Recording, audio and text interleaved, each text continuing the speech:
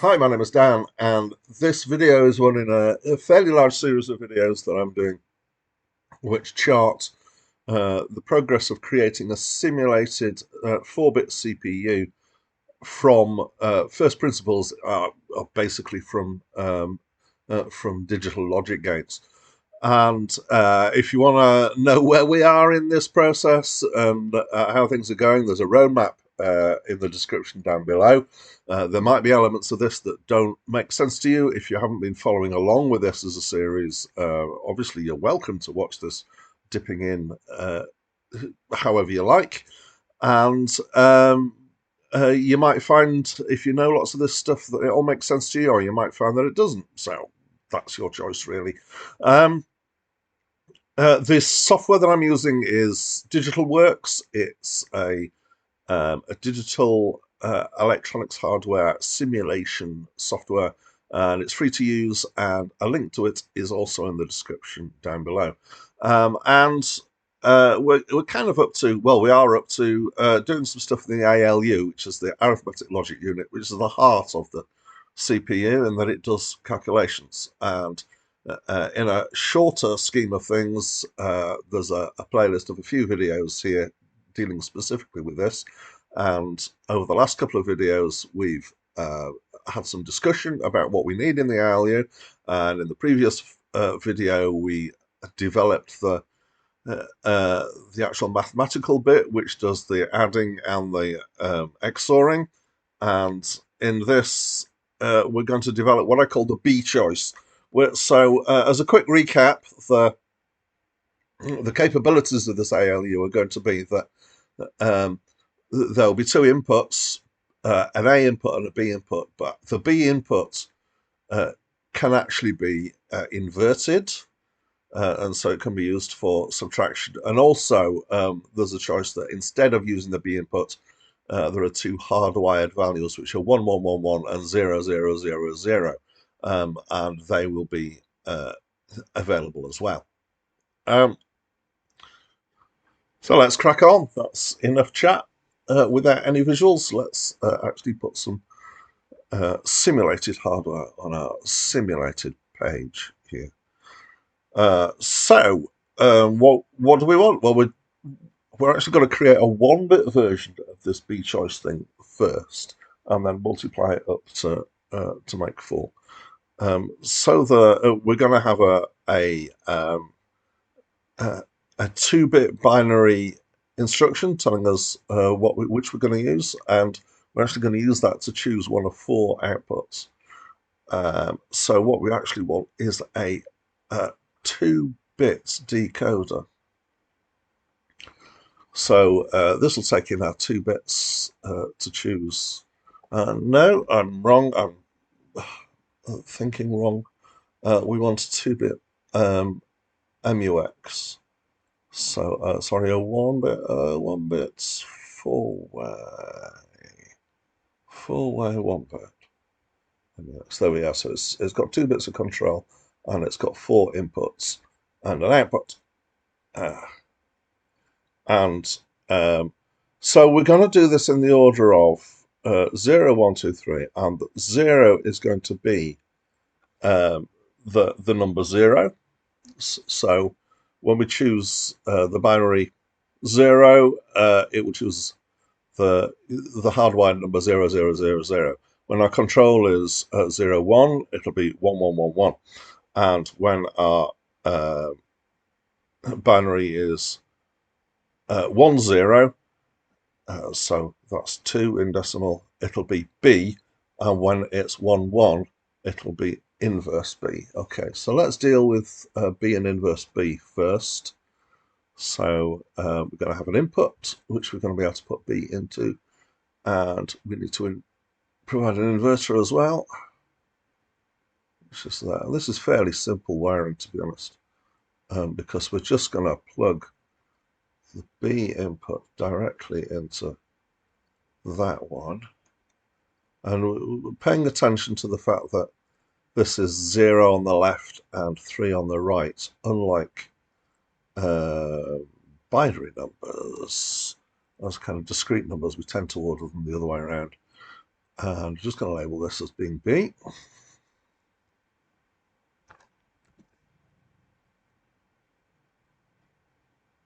10 points. And the way to do a permanent 0 is to use ground. And the way to do a permanent 1 is to use the plus, which doesn't actually look like a plus, it looks like that is VCC. So connect that up. There. And that up to there. So it's really quite straightforward, this. And let's have an output wired up. And then we'll just have our binary control input.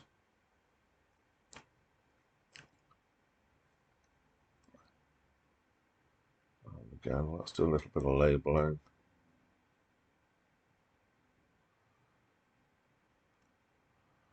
So that's out. And this is control 1, 0, which I will align properly by turning it that way around so that the 1 looks like it's at the top. Okay, so just checking through that in our heads. We've got a 4-way multiplex. When we've got 0, 0, we'll have the 0 output, which is this end, which is ground, which is a 0, permanent 0. When we've got 0, 1, we'll have the next one, which is a plus input, which is a permanent 1. When we've got 1, 0, which is the next input, we'll have B coming straight through. And when we've got 1, 1, we'll have inverted B coming in. An inverted B is nothing to do with an insect that's flying upside down. And so let's go to the template editor. We've still got stuff in there from a previous thing. We probably want quite a lot less than this. How many inputs are we going to have? 1, 2, 3, and 1 output. So let's reduce that down. And 1 outputs. And we don't need these things at the side or at this side. Definitely don't need as many annotations. I'm going to change this annotation.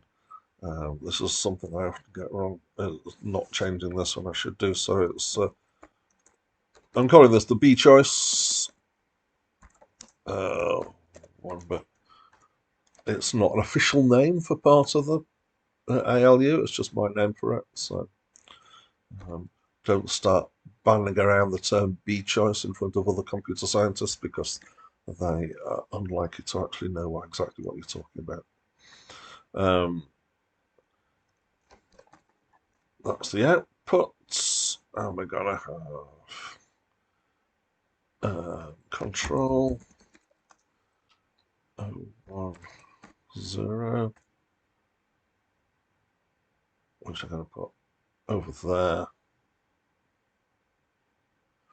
I'm going to shrink everything down a bit. This is B inputs. And I'm going to shift those up a bit so that we've got more space. We'll be using less space, or whatever you want to say. Let's see how we can go. Right, this box can shrink. That should do. So we need to wire it up. There's only 4 things to wire up, so I'm afraid I'm not going to be giving you the fast forward music this time. So there's B.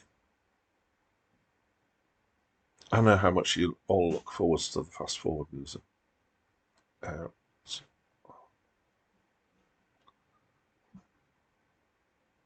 I'm just going to move that across so that it actually is next to the out. And on the control, that's control 1. So control 1 is that side. And that's control 0.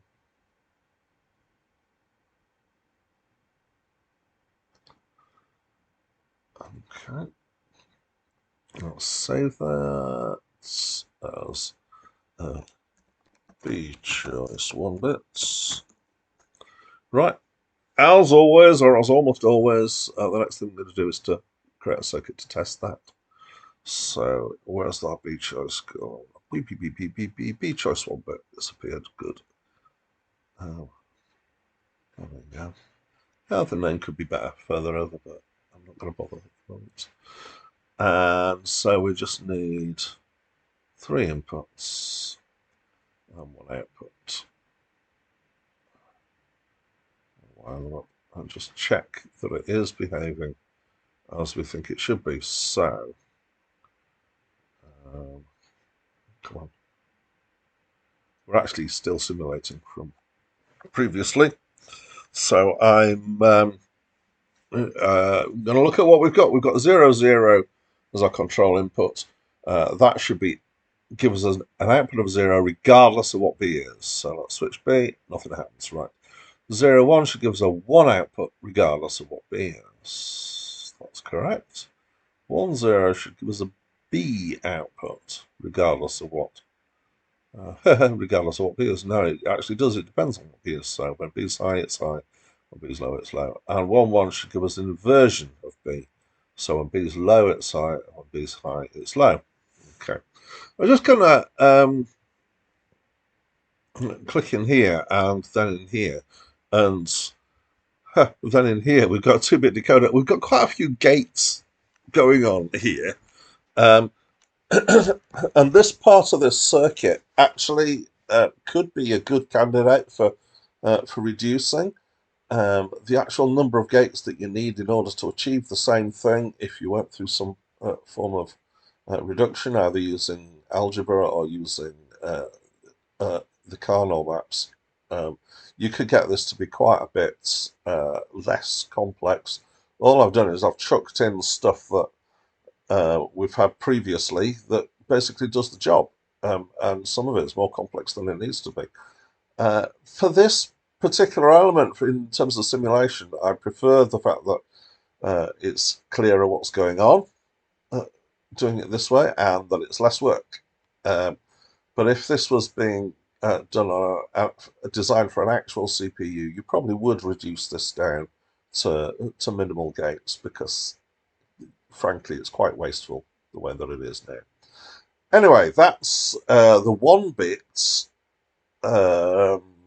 BChoice, and this is the tester for it, obviously. So what we need to do now is we need to create a 4-bit version. So in fact, we're going to need some of these 1-bit ones. So let's just delete the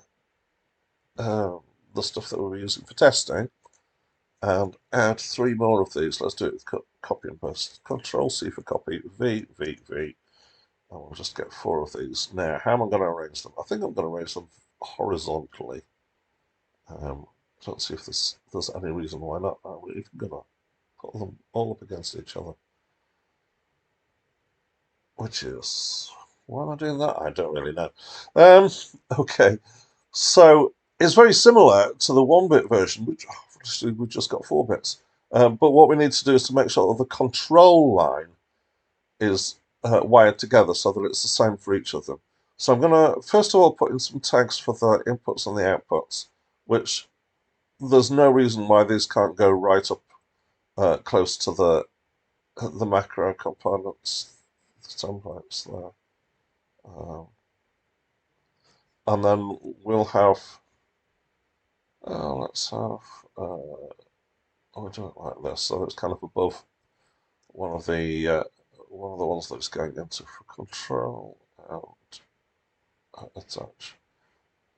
So as long as I wire up the order of the inputs and the outputs the same, it doesn't actually matter if it goes 3, 2, 1, 0 across. I could do it the other way around. But there's no reason to do it in a weird order. So we might as well just do it 3 at the left, 0 at the right hand side as normal. And I'm going to do the last one first, because that gives me a nice long line that I can then tap up to. So that should be control 1. I'm going to do control 0 and do the same. I'm just kind of trying to line it up by eye to get. Didn't get quite right there, but I don't care enough to try and move it. Right, quick visual check. It's control 1 and control 0 that we really need to make sure are correct, because the others are hard up against the boxes there. So that's 0, and it's going into 0, 0, 0, 0. And that's 1, and it's going into 1, 1, 1, 1. That seems fine. Let's quickly annotate this as control 1, 0. Okay, so next stage, templates. So into the template editor. So the thing that's changed here is that we've now got 4-bit numbers for our input and our output.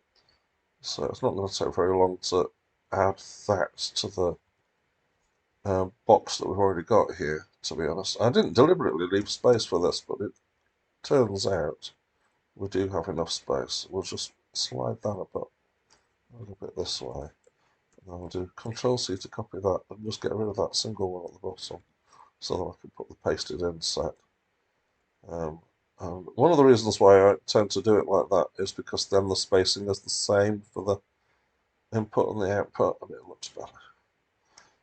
So out 3 to 0 and B 3 to 0. Okay, let's move that annotation over a bit. We've got control 1. We should change this because this is now a 4-bit BChoice element. Right. I'll just move that across so it's centralized. Okay, so we're going to wire these pins up. It should be fairly obvious what's going to what. Control 1 and to 0 from there. The B input across there. The output is across there. And I will give you the music whilst I do that.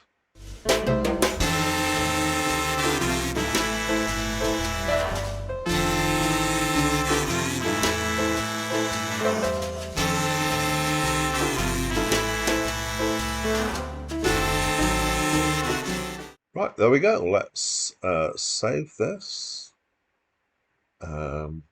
And this is a BChoice 4-bit.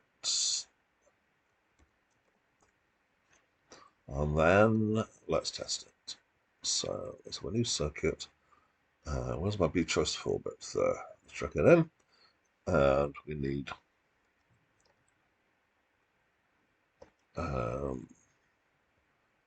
inputs and 4 outputs. 1, 2, 3, 4, 5, 6. 4 outputs.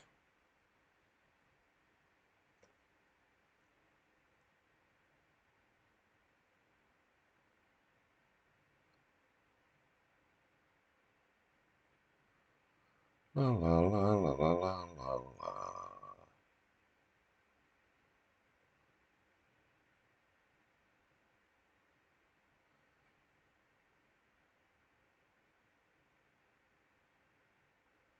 Right, we're ready to test.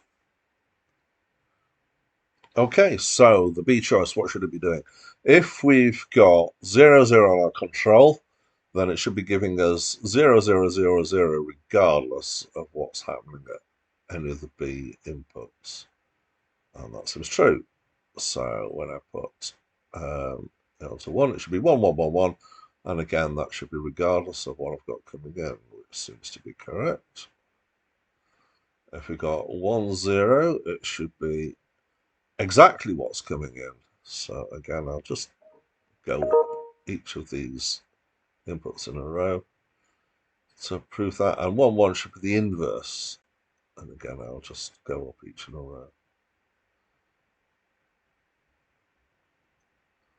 There we go. That seems to be working.